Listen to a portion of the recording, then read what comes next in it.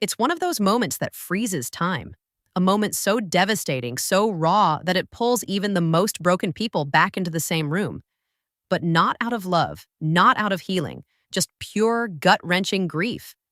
When the Brown family learned that Garrison, one of Janelle and Cody's sons, had taken his own life, everything came to a halt. And for the first time in years, this fractured, crumbling family stood together at a funeral. Not to mend fences, not to reconcile, but because they had no choice. Hey guys, I'm Mera, and welcome back to TLC's Sister Wives Secret. If you haven't already, make sure to subscribe and hit that like button if you care about real stories and honest emotions. And please, share your thoughts in the comments, especially if this one hit you hard. This episode left people in absolute shock. Now, we're not here to sugarcoat anything, because what happened in this episode of Sister Wives wasn't some clean family comes together fairy tale. It was messy, it was emotional, and it was brutally honest. Garrison's death wasn't just a tragedy, it was a magnifying glass on all the deep cracks that have been growing inside this family for years.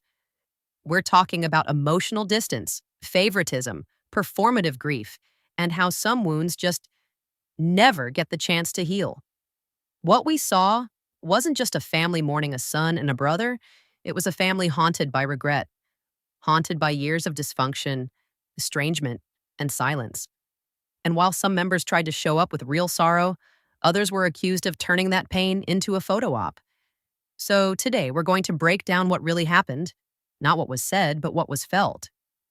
Let's talk about what grief uncovered and what it couldn't fix. The Brown family didn't come together out of love. They came together because they had to, because Garrison was gone, because a young man full of potential had taken his own life. And no matter how divided this family had become, the weight of that loss was too heavy to ignore. So they all made their way to Wyoming, not for a reunion, but for a burial. The air was cold, still, and heavy with silence. No one knew what to say. How could they? There are no words that make sense when you're lowering your child into the ground. And in that moment, the focus shifted completely to Janelle. She wasn't just mourning, she was carrying the full emotional weight of the moment. Literally. She was the one holding Garrison's urn. That image alone, her hands trembling as she clutched her son's remains, is one of the most haunting things we've seen on Sister Wives. And then there was Cody, a man who had become more of a stranger to his older children in recent years. A man who, for many, had already emotionally left parts of this family behind. But here he was, digging his son's grave. It was solemn. It was quiet. Some saw it as a moment of accountability. Others saw it as too little, too late. But it happened. He picked up that shovel and did the work. For a split second, Cody and Janelle didn't look like two people who couldn't stand each other. They looked like grieving parents, not exes, not adversaries. Just two people who had loved the same boy and lost him. That temporary truce didn't erase the past, but it did create a fragile moment of shared humanity. A moment that probably wouldn't have happened under any other circumstances. But let's be honest here. As powerful as that image was, it didn't fix anything. It didn't erase the pain that led Garrison to feel so isolated in the first place. It didn't rebuild the years of disconnect, favoritism, or conflict that had torn this family apart long before that tragic day.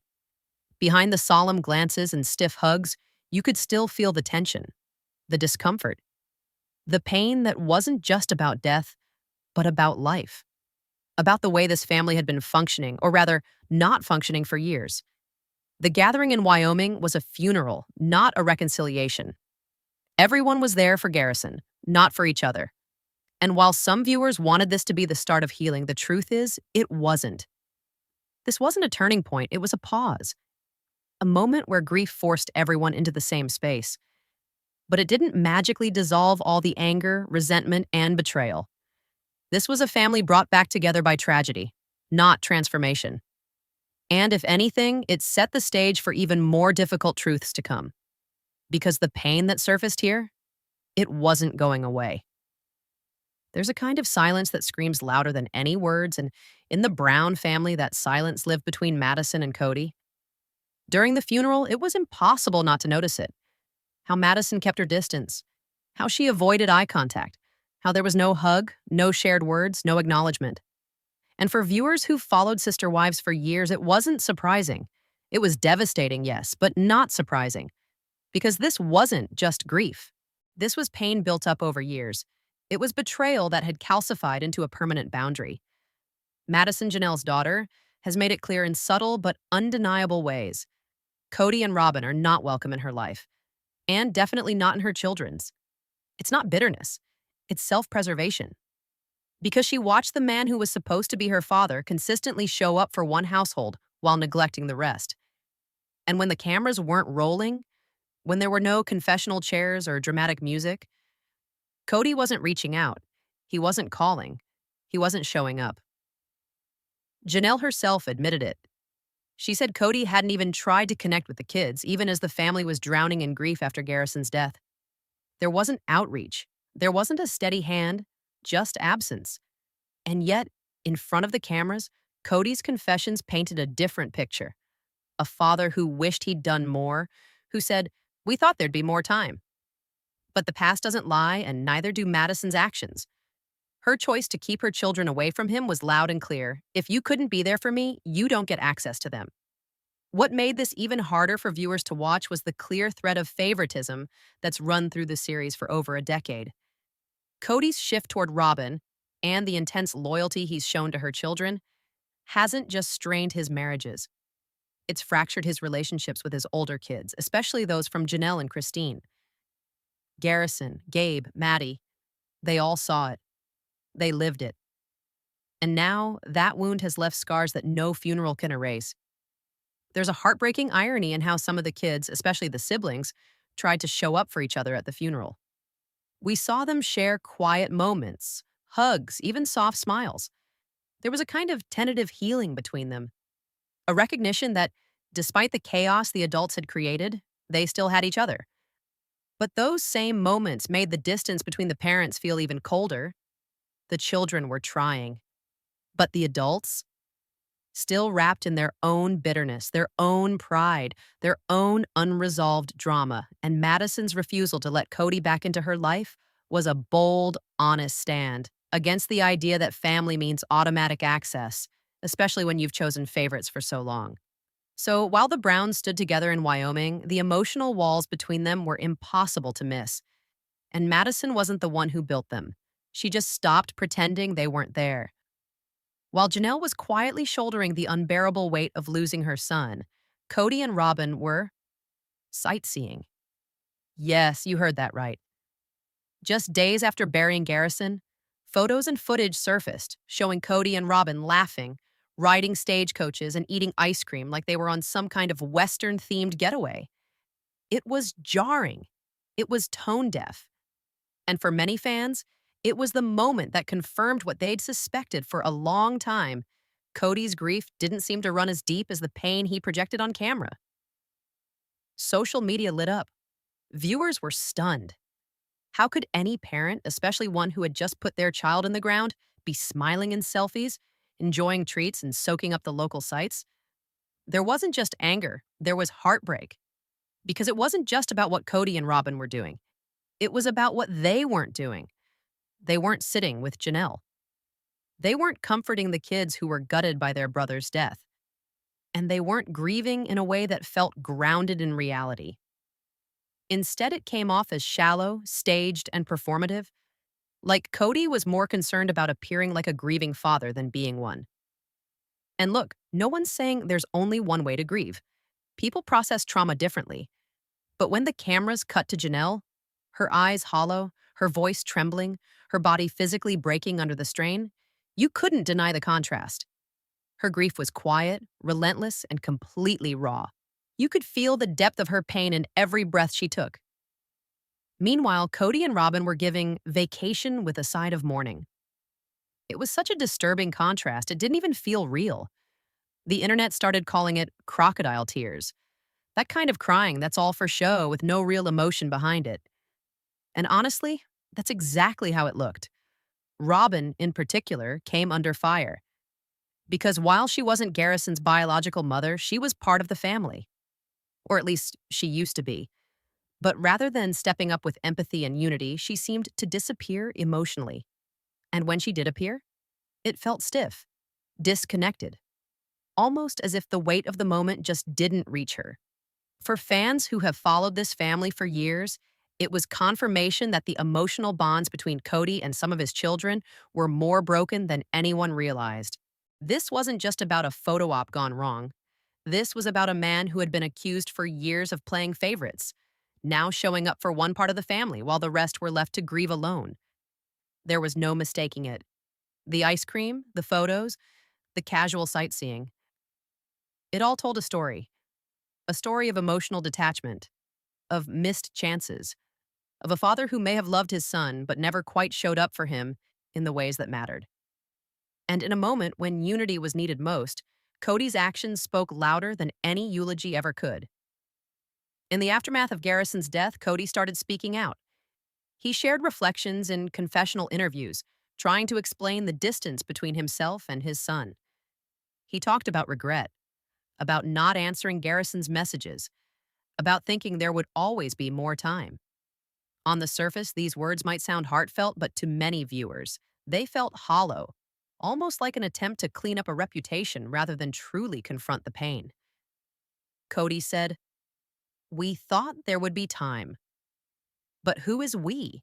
Because it wasn't Janelle who was ignoring messages or letting silence stretch between a father and son.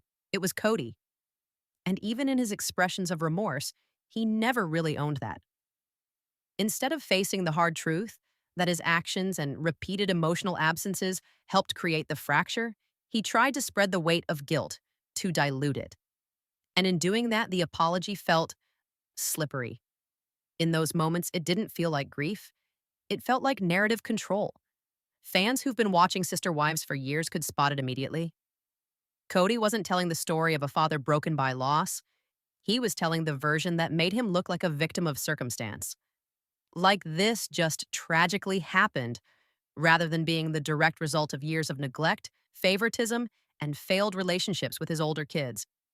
We watched as he painted himself into the story, placing his sorrow front and center, but without the accountability that makes real healing possible. In one moment, he's crying over Garrison. In the next, he's talking about how none of this is what he expected parenthood to be. And while that might be true, it also sounds like he's trying to excuse years of emotional absenteeism. And honestly, it's not the first time Cody's used confessionals to try and reset how the public sees him. When Christine left, it was the same thing. When Mary finally walked away again, he controlled the framing. But this time, it's not about a breakup. It's about the death of a child. And viewers just weren't willing to let him rewrite this part of the story. Because Garrison was reaching out. He did send messages. He did want connection. And when those pleas went unanswered, the pain grew in silence. Janelle confirmed this too. How much it broke her to watch her son ache for approval, and how little she could do when Cody chose distance over difficult conversations. So now, in these confessionals, when Cody says he regrets not calling back, it lands flat. Because words now won't change the silence then. And the fans, they saw right through it. They weren't moved by the tears or the dramatics. They were angry. Because it felt like Cody was trying to rewrite the ending of a story he never really participated in. Like he was more interested in salvaging how he looked on screen than in facing the brutal reality that his son died feeling disconnected from him. This wasn't healing. This wasn't growth. It was damage control. And it came too late. In the quiet, windswept hills of Wyoming, where Garrison was laid to rest, one figure stood out. Not because she sought attention, but because her pain was so raw, so real, it radiated through the screen. Janelle, the mother who carried it all. The one who held her son's ashes, who led the burial with quiet strength, and who bore the full emotional weight of the moment, while others struggled to even show up in spirit. Janelle wasn't there to perform. She wasn't interested in optics or sympathy. She was simply a grieving mother, shattered yet composed. Viewers watched her hold that urn with a steady grip, not because she was strong in the way people often mean it, but because she had to be. Because no one else could carry it for her. And when it came time to bury Garrison, she made the kind of decision that speaks volumes without needing words. She let Cody dig the grave. It wasn't forgiveness. It wasn't reconciliation. It was decency. A quiet act of grace, allowing Cody to be part of his son's final moment on this earth. Not because he earned it, but because Janelle understood the gravity of the moment.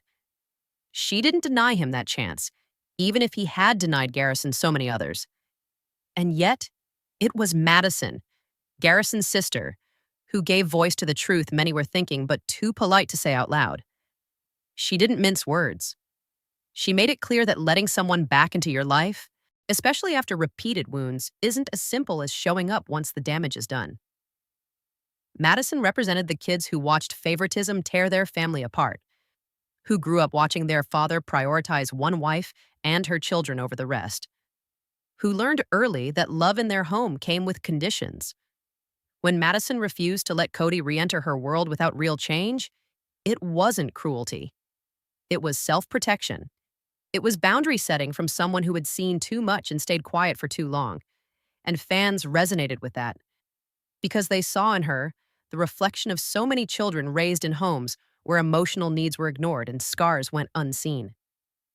As the burial drew to a close, the family gathered around the grave. There were no speeches, no grand declarations, just silence, the sound of shovels, and the weight of everything left unsaid. That scene, so still, so heartbreaking, marked the emotional climax of the entire season. It was the only time they all stood together in one place, but even then, you could feel the distance between them. Fans flooded online spaces with messages of support for Janelle, for Madison, for the siblings who showed up not for show, but for love. The response was overwhelming. People recognized what had just happened, how grief, for a brief and painful moment, had forced unity in a family that had been shattered for years. But even in that togetherness, it was clear. The damage ran deeper than anyone could fix in a single funeral. The fractures weren't new.